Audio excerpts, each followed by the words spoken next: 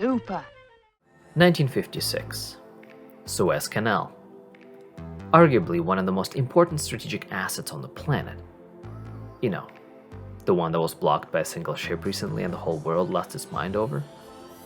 A military conflict occurred over the ownership of the canal between Egypt, who nationalized the canal, and Israel, Britain, and France, not agreeing with the former. Long story short, the kerfuffle did not end well for Britain and its economic well-being. More specifically, the gas prices rose dramatically, which led to some reconsideration of priorities in the British automotive scene towards smaller, more fuel-efficient, and practical cars. As a result, the Mini Morris Minor was born. It had a transversely mounted engine producing mighty 33 horsepower and could sprint 0 to 50 miles per hour in just under 29 seconds. To optimize the interior space, the Mini's transmission was mounted right under the engine, which allowed the car to seat 4 adults somewhat comfortably. Although unlike the Minis of today, the Morris Minor was incredibly affordable and was worth just over $13,000 US in today's cash, about as much as a modern Mitsubishi Mirage. It took the little car a few years to hit its stride in the sales department and gain the status of an icon. But what is a modern Mini like? There's only one way to find out.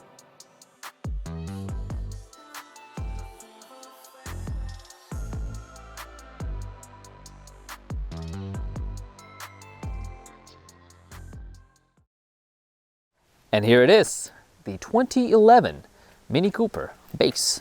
6-speed manual transmission with overdrive, powered by a BMW inline-4 1.6-liter engine that is criminally underpowered, pushing out 121 horsepower and 118 pound-feet of torque. Power is going to the front wheels. And despite Mini being owned by a German manufacturer since the 90s and sharing a lot of German parts, it's still very much recognizable as a Mini. We have the circular headlights, we have the grille that you cannot mistake. This front fascia, there's nothing like it on the market. They're shooting somewhere over there and I'm a little scared. I don't know what's going on, but just disregard the sound if you hear it. We have the black floating roof. We have these oval little side view mirrors that are adorable. And we also have this toy car boxy shape of a Mini that you cannot mistake. You look at this car and there's no way to mistake this with anything else on the road. There's nothing like it. One other staple of the classic Minis that carried over into the new ones is the wheels and the axles being so close to the outer corners of the chassis and the car, which provided the original Minis with incredible agility and tossability and fantastic handling in tight corners. And before we move into the interior, I do want to start with the cargo capacity and the trunk. And the trunk is Mini. But anyways, the trunk is small. It's, well, small is an understatement. It's tiny. For better representation, this is my gear bag and the box for my gimbal, and that's pretty much all it can fit unless you start stacking things on top, and then they might fall out. So if you're doing a Costco run, take another car if you have one. If you don't, then it might be remedied by just dropping the rear seats, and obviously you get a lot more cargo space this way. However, if you have passengers in the back, you won't get that much cargo capacity at all. And when we open this surprisingly heavy door and surprisingly old feeling and sounding door in the best ways of the word, listen to this. Oh, the clunk, that classic old school clunk. I absolutely love it. Now, the interior is actually a very interesting place to be. I never liked this dashboard layout, this giant speedo over here, and then the tachometer here. And I was always wondering, where is there a way to see the speedo here? Or is this just the layout, the pre-Tesla Model 3 layout where you actually had to look at everything over here? In pictures, I never liked this layout. I thought it was goofy and it just was never appealing to me. But It is a very different story in person. The speedometer is actually pretty useful. It's huge. How do you not miss that? Not to mention, there is a speedometer, digital speedometer reading in the tachometer right here. And all the information that is here, for the most part, is over here as well. We have a couple more indicators in the big speedometer, in the big dial.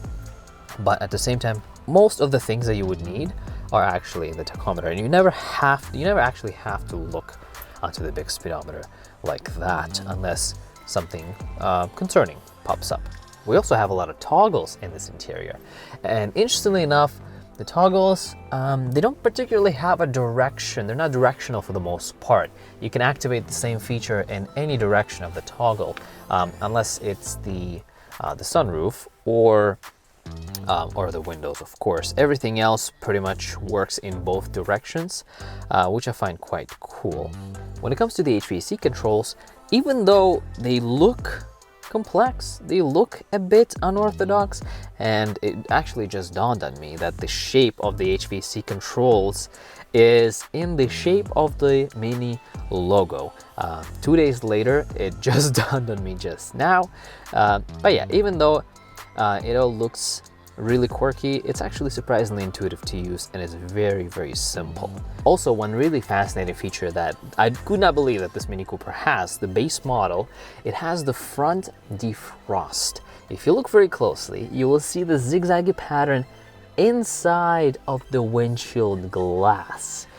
And that is so fascinating to me. I don't think I've ever seen anything like this in a car. I'm sure it exists, and maybe I just never paid attention, but this is one of those things that as soon as you see it, you cannot unsee it for quite some time, and then, well, you forget about it at some point, and then you see it again, and then you will not be able to unsee it again.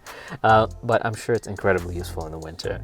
We also get this circular key that you can insert into a slot right here, and that basically will start the car, help you start the car, and also will help you not lose this key as well. And we do have engine start and stop button. We don't have the key ignition anymore. And then you just pop it right out, and the car goes off. Now, you actually don't have to put the key in the ignition. You can go ahead and just start the car with this button without inserting the key in there. As long as the key is in the car, that's all that matters. One other really cool feature that this 10-year-old base Mini Cooper has is ambient lighting throughout the interior. And you can actually change the color of the lighting and the intensity and the brightness of the lighting with this little toggle right here at the top. How cool is that? Completely unnecessary, but how cool is that? I'll start the car.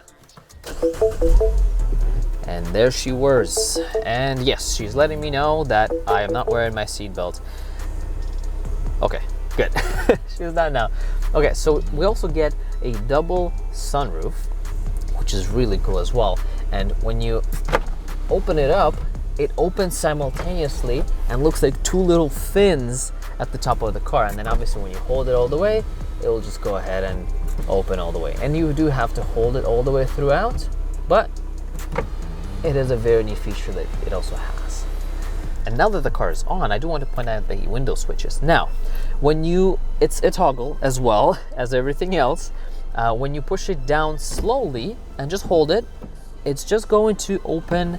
As long as you hold it, it's going to keep opening. Now, same with above. But the way to get it to go down automatically is actually flick it really quickly, like so, and it's going to go down. And same with up. Flick it quick and let go. It took me a while to figure out how to do it, but so was a lot of the things in this car. And same with the passenger window as well.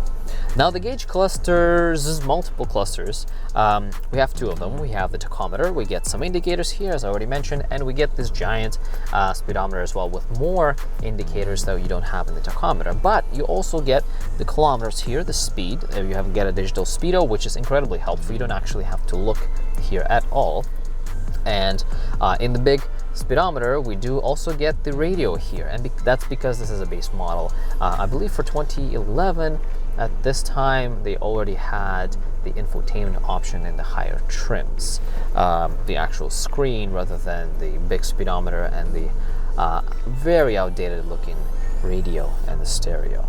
Another little quirk that we have here, and I believe it's only in the left-hand drive minis, correct me if I'm wrong in the comments, I believe it's only left-hand drive. We have a secret compartment in the dashboard. Press this in and it's gonna pop right open. For any illegal activities that you choose to participate in, you might as well go ahead and use it. And we also have a second compartment, which is the glove compartment, of course. Now, I do have a couple complaints as well. The gear shifter knob is huge. It is just way too big. Why is it so big? It feels like you're literally holding, I don't know, it feels like you're holding like a little tennis ball. It's bigger, I think it's bigger than a golf ball. I do like the side grip.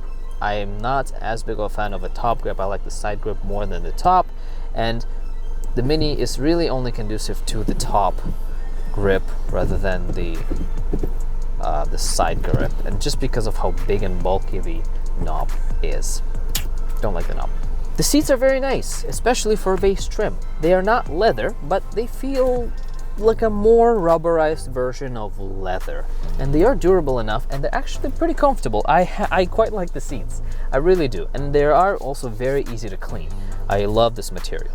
Now in the back, it is expectedly tight. Even at 5'6", and with this seat, I don't believe it's all the way back actually. I'm struggling for legroom here. I'm not particularly struggling for headroom, but legroom is a concern. And looking at the seat behind the driver's seat that is adjusted to me at 5'6", it really does not look like I would have much legroom there at all. So really it is a two-seater for adults, for regular-sized adults, and maybe a couple short ones could fit in the back, or a couple children here as well. And we don't also really get anything back here for the passengers. We just have the holy shit handles, and we have a singular cup holder, and that's practically it. One party trick that the Mini Cooper also has is, I believe if you hold the open button and you keep holding it, it will roll down the windows on its own and raise the sunroof. One hell of a party trick. Now that we're behind the wheel of the Mini Cooper, why don't we just take it for a drive? Right off the bat, the clutch is heavy, surprisingly heavy, and that makes it a bit of a challenge to drive it at first, but you get used to it pretty quickly, and it becomes a reasonably easy car to drive. The clutch engagement the clutch engagement is actually really at the top, so that's just something to keep in mind. Ooh, yes, 121 horsepower. Unleash the power. It's the kind of power that you have to work for. It doesn't just come to you easily. You have to extract that power. You have to get it all the way up into the rev range to get that power, to get that torque. The wheelbase is reasonably short. It is a short car, and I love how it just rotates in the corner. We do get a bit of understeer as the road is wet. However, we'll just take it a bit easier on the car as well. And the engine sounds really good, surprisingly so, especially for a 4-cylinder. It's a nice little rumble, little throaty rumble. It's very satisfying to rev it out, even though it happens so slowly. One thing that really surprised me about the Mini Cooper is its suspension. It's really stiff. It's surprisingly stiff. I would say it's not far off from my Mazda Speed Miata on track tires. It is not a cushy daily driver. It is stiff, it's firm. It will bounce around on you a little bit. If you're taking a corner a little bit too hot, keep in mind the cracks and the bumps in the road, because it will leap and hop on you. So you want to be ready to correct the steering wheel. You want to be ready to correct the front wheels.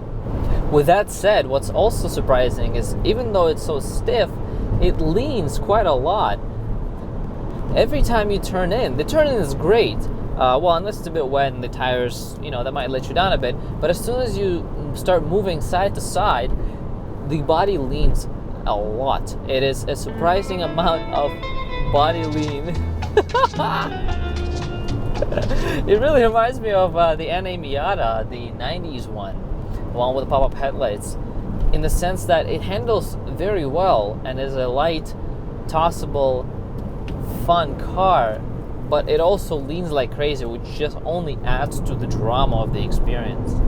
And just like a Miata as well, the Mini Cooper is, at least in the base form, is one of those cars that you can just beat that shit out of on the streets and still be under the speed limit. Just squeezing all the power out of it, man. It's so much fun because you have to work for it to just go anywhere. And it's enjoyable, it's fun. I like the transmission. The shifter feels good. It's nice and notchy, a bit rubbery, but there is a good amount of feel and feedback to it. I know exactly which gear I'm in at all times. Some things that I don't like are the steering. The steering is a bit numb, but I do like the ratio and I do like the tightness and precision of it. But there isn't as much feedback as I would like to feel. I'm not entirely sure which way the wheels are pointing at any given moment because I don't really feel it in the steering wheel. I can only get that sense from looking at what the front is doing. This particular Mini Cooper is actually available for rent on Turo in Toronto. The owner, Eric, is an awesome dude, and I highly recommend to go ahead and book this car for a very good price as well. Go ahead and book it. This thing is a blast. To end the video, I do want to say that this really feels like a front-wheel drive Miata. It's got that short wheelbase, it's light, it's nimble, it's decently low to the ground, it's light and tossable. There's a very fair amount of body roll, and it's also underpowered, just like a Miata, but it's at the same time, it's so much fun to work for that power, to squeeze that power out of this little engine. It's a fun little thing. I definitely would love to try the Cooper S with, I believe, about 185 horsepower. I think that would be a very different experience. And I think those extra 50 horsepower, I think, would be an incredible addition to this car. But even in the base form, it's so charming. There's so much charm, there's so much character to this car. It's weird, it's quirky, it's adorable. How do you not like a Mini Cooper? And just like a Miata, its underpowered self is one of the most charming vehicles there are. Thank you for watching.